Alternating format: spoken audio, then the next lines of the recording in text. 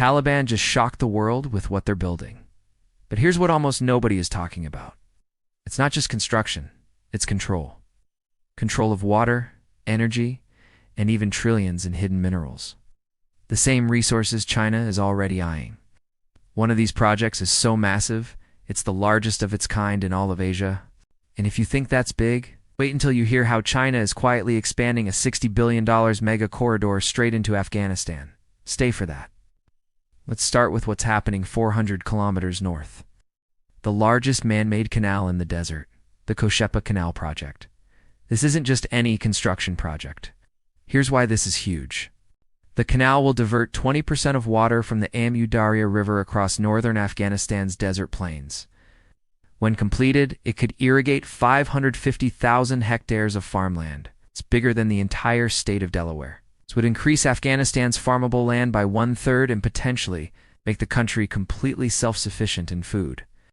Right now, 6,000 workers operate massive excavators around the clock, carving this enormous ditch through some of the world's most challenging terrain.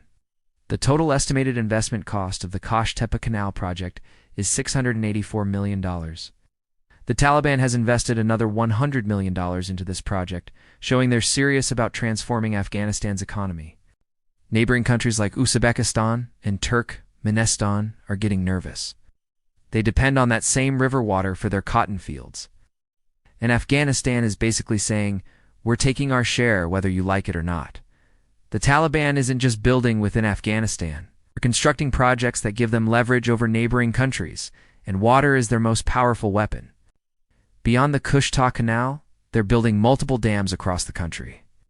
They recently announced fresh construction on the Bakhshabad Dam, even while having diplomatic disputes with Iran over water rights. The message is clear. Afghanistan controls the water sources, and they'll build whatever they want. These dam projects serve multiple purposes. They generate hydroelectric power, making Afghanistan less dependent on energy imports. They provide irrigation for agriculture, supporting the Taliban's goal of food self-sufficiency. And they give Afghanistan negotiating power with downstream countries that depend on these same water sources. The Taliban has also been surprisingly effective at cleaning up corruption in these projects.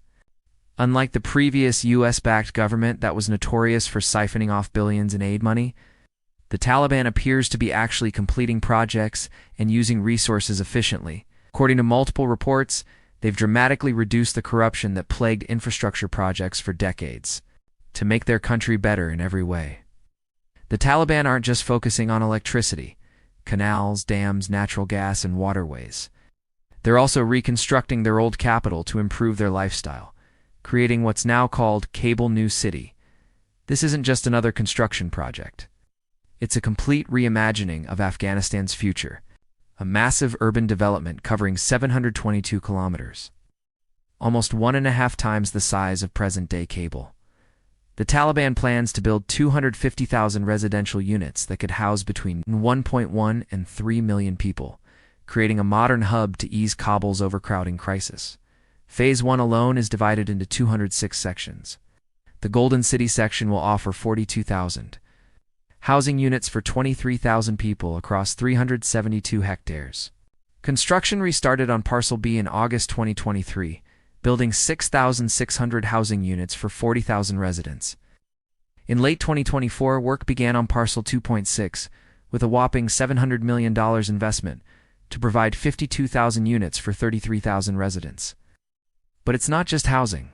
Taliban envisions universities, clinics, shopping centers, and green spaces, all supported by reliable infrastructure, including schools, hospitals, utilities, and parks.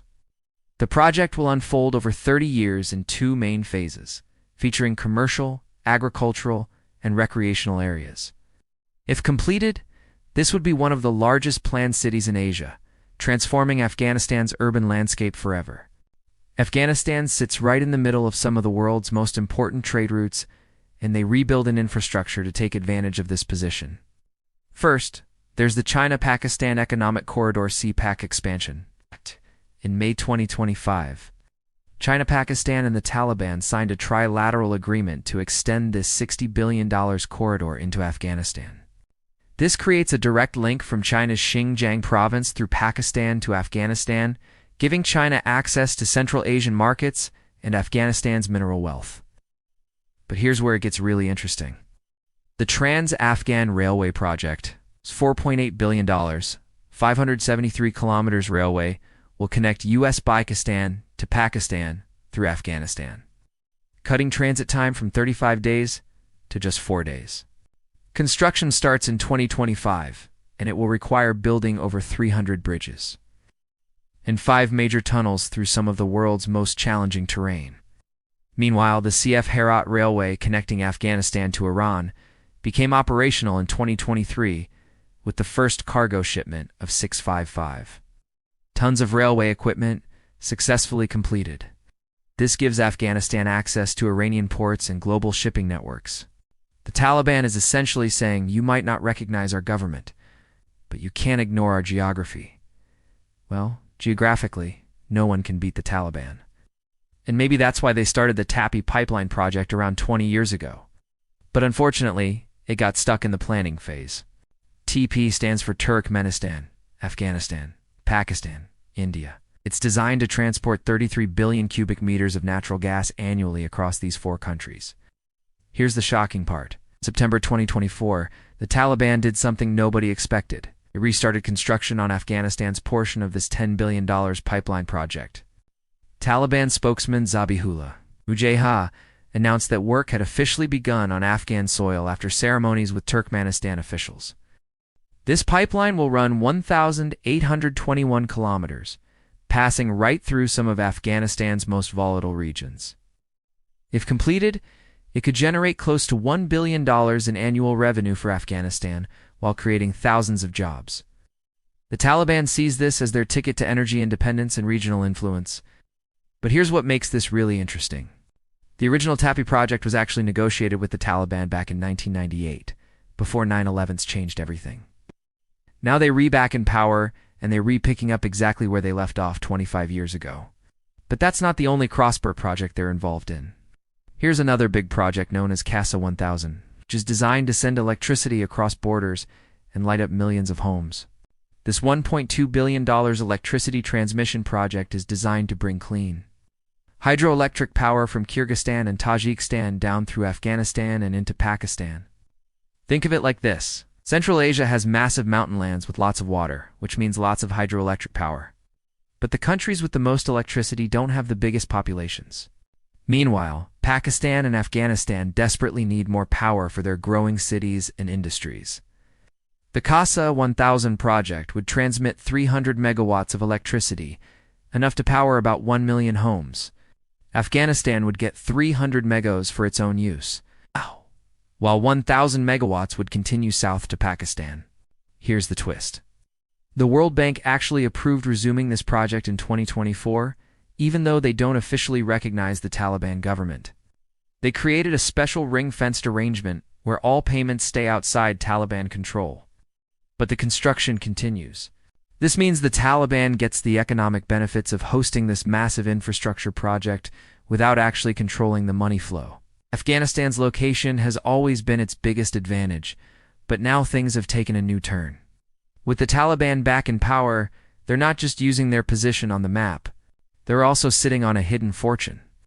Trillions of dollars worth of untapped minerals lie beneath their feet, and for the first time they're trying to turn that buried treasure into real power. We're talking about lithium for electric car batteries, copper for electronics, rare earth elements for smartphones, and much more. The Taliban knows this, and they're moving fast to start extraction. The most famous example is the Eno copper mine. China has held mining rights here for 15 years, and in July 2024, they finally cut the ribbon to begin operations for about the 10th time. But this time feels different, because the Taliban is providing the security and stability the previous governments couldn't guarantee. The Taliban has also been aggressively taxing mining operations throughout the country. According to World Bank reports, they collected $154 billion in revenue in 2022, with much of it coming from taxes on mining and reconstruction industries. Here's what's really interesting. The Taliban is using mining revenues to fund all these other infrastructure projects. They're creating a cycle where mineral wealth pays for roads and tunnels, which makes it easier to extract more minerals, which generates more revenue for more projects. In the same way, using some of these revenues, the Taliban also reconstructed a tunnel that kills 40 people every year, the Salong Tunnel. It's not just a death trap, it's also a lifeline for Afghanistan. This tunnel sits high in the mountains, 11,000 feet above sea level, and it connects the north and south of the country. Built by the Soviets in 1964, the Sang Tunnel is 2.7 kilometers long and has become known as one of the most dangerous roads in the world. Unpaved roads filled with choking dust and smoke, dumped poisonous carbon monoxide from broken ventilation systems, and constant threat of avalanches. The tunnel was designed for 2,000 vehicles daily, but now handles up to 9,000 during peak times. In 1982, the deadliest road accident in history happened here when collisions caused fires and explosions, killing up to 2,700 people. But here's what shocked everyone.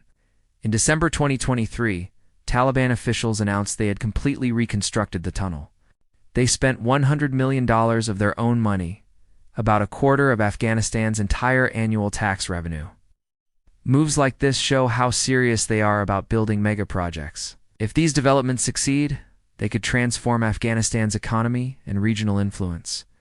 Whether they succeed or fail will reshape not just Afghanistan, but the future of the entire region.